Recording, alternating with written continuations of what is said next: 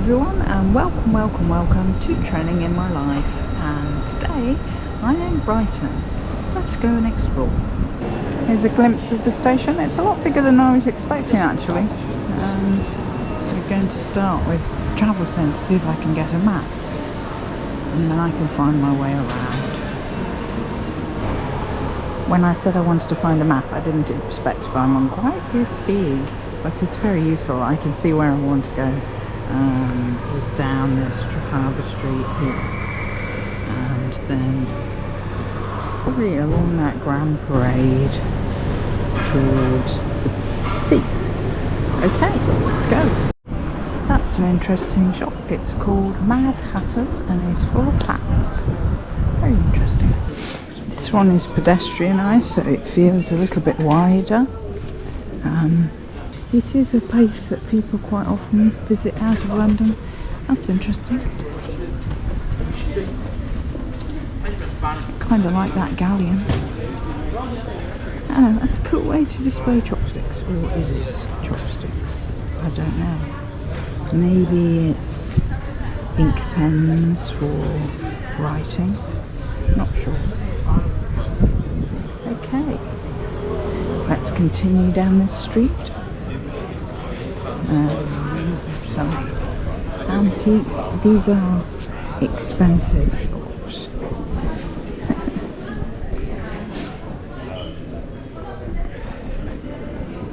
There's a lot of tattoo places here. I love that that's a real seagull under a painted seagull. It's like he's posing. I'm sure the pasties taste great too. There are some quiet residential streets just seconds away from the main shopping part as well. So these are right in the centre of Brighton, very close to the train station. It's interesting. A lot of these really old lights, lampposts, you can see. Some of them are attached to buildings. I'll just show you one of those. That. And some of them are an actual lamppost, which are like that. Yeah. Okay, I am going to try and find the sea soon, because part of coming to Brighton is seeing the sea. More later. Down the street towards the sea. I hope towards the sea.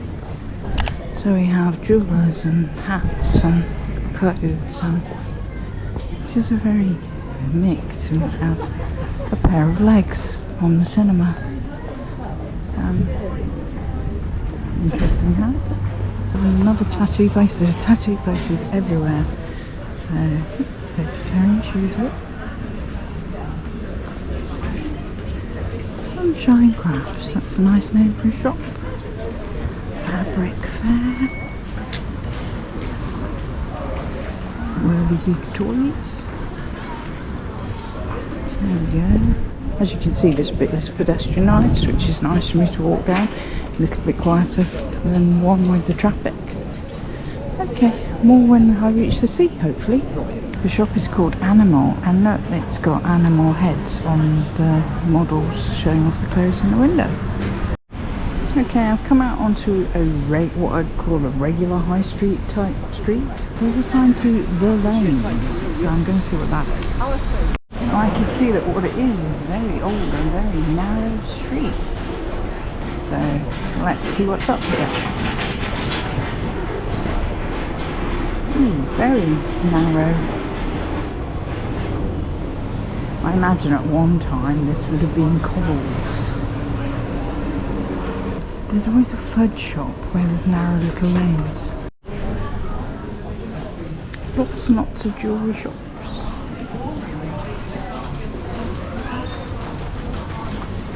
There's some places to have a cup of coffee. Or in this place, a kebab and curry.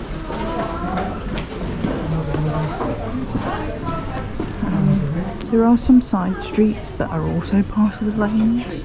I'm trying to head in one direction because I knew the sea was in this direction. So look at at all those signs hung up there.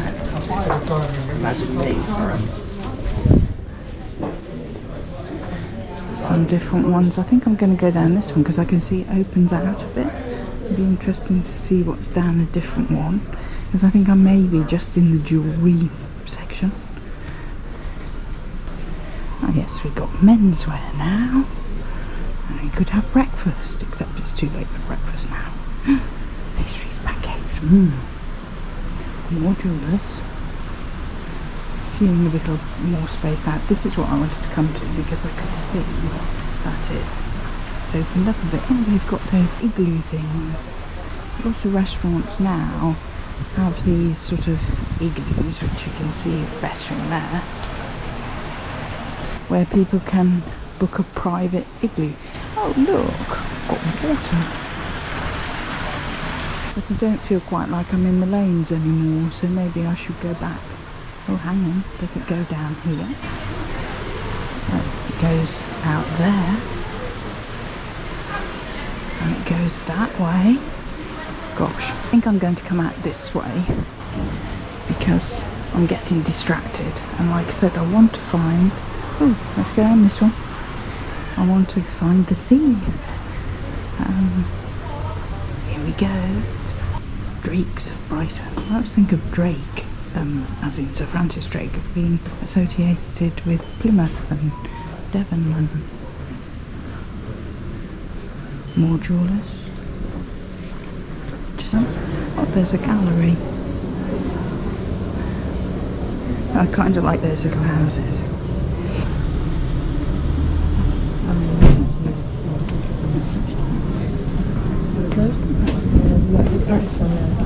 Thank you.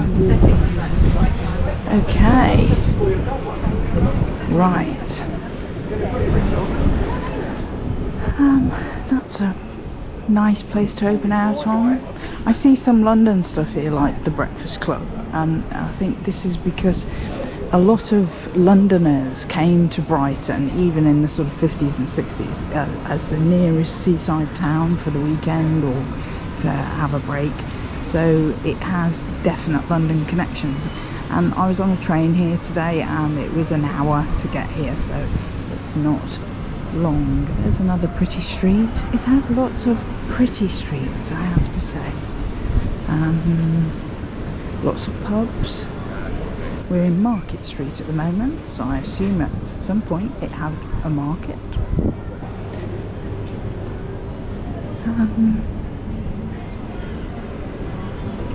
It's funny, I've just seen a guy with a huge camera set up, and here I am with my little GoPro, which which fits in the palm of my hand.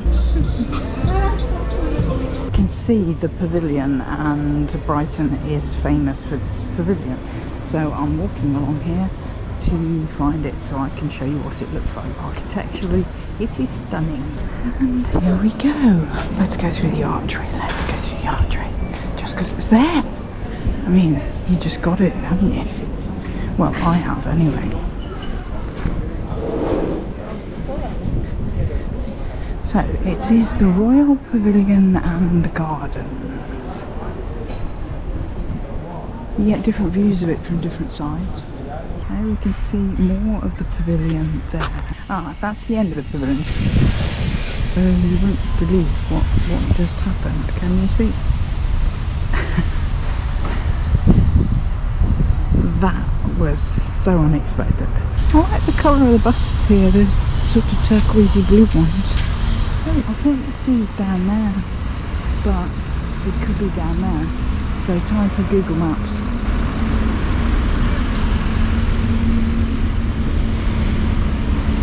I'm still trying to find the sea. I'll get there eventually. Found myself in lots of flats. I think there's student accommodation though. Might not be. Might be really expensive flats. Don't know. I've seen this church before. That means I've walked a full circle. Where's the sea? Still trying to find the sea. Apparently heading in the right direction. Brighton is also famous for street art. So I'm just showing you some of it from across the road. This street should lead to the sea. Da, da, da. fingers crossed. I thought I'd include this street art since it has a fox in, and we've had a fox cross our path today.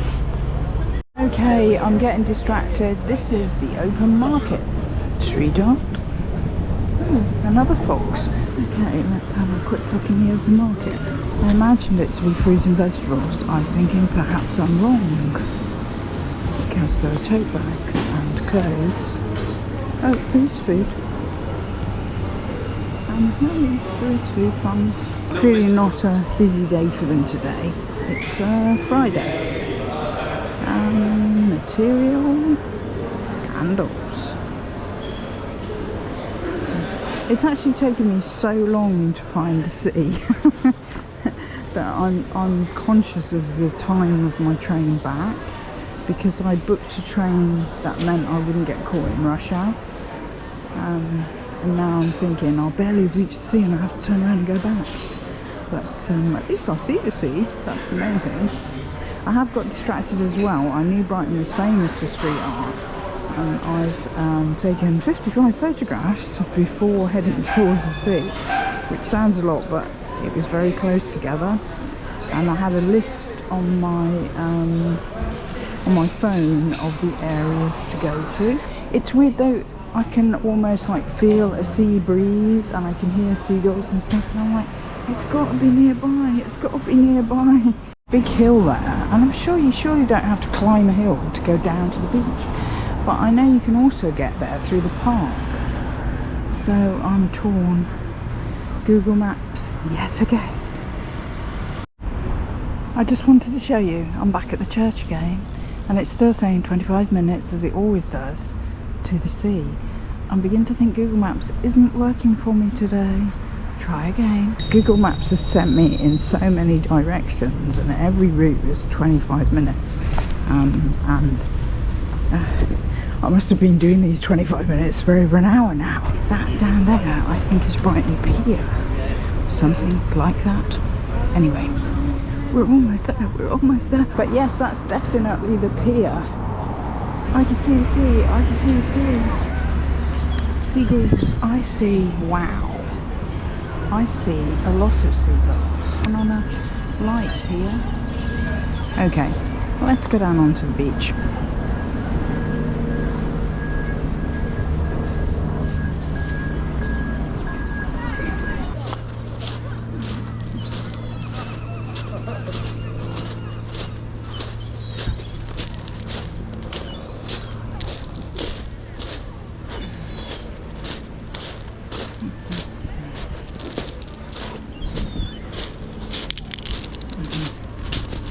These are really difficult to walk on.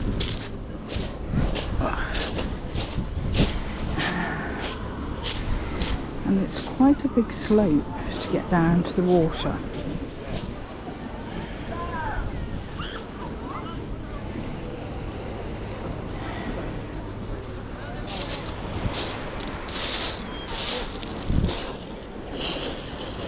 Okay, sliding down the cliff of pebbles. Big pebbles. Going towards the water.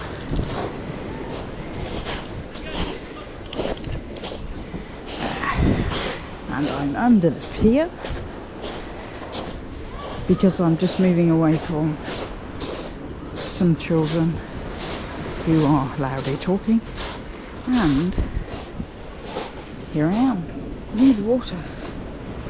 I will stand still in a minute so you can hear the water above the sound of the big crunchy pebbles. It smells beautifully fresh. There.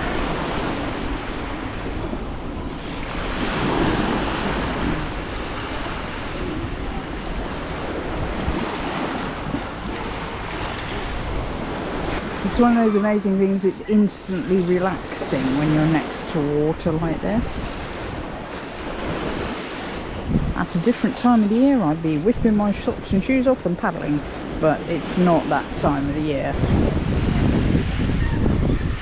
So what are my impressions of Brighton?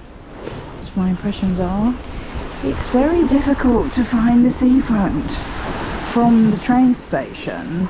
I just think Google Maps isn't working properly today because, like I said, 3 times I ended back at the same church, and each time it was telling me to go in a different direction. If I had come in this direction from the first time I'd Googled how to get here, I would have been here an hour ago. But yes, it's lovely being by the water, listening to that sound, seeing the seagulls.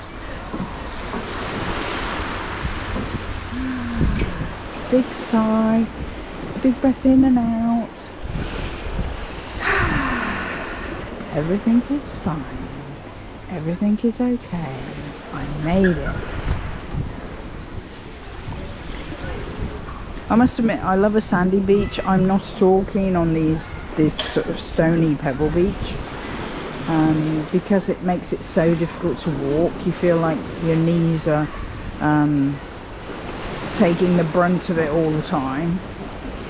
The water is very clear where it's close up here, but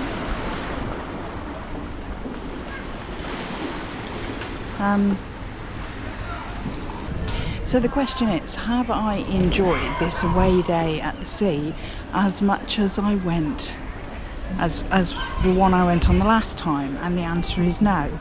It was too difficult to find the sea, and that's my primary thing that I want to find. And I don't like the beach because it's pebbles, it's uncomfortable to walk on. But I don't regret coming here, but I wouldn't particularly come again. It is only an hour out of London, which I think is the plus side. Now, unfortunately, I have to leg it back to the station so that I can catch my train, otherwise I'm going to miss it. So that's all for this one. Please like, comment, subscribe, share with a friend, and come back next time. Bye for now.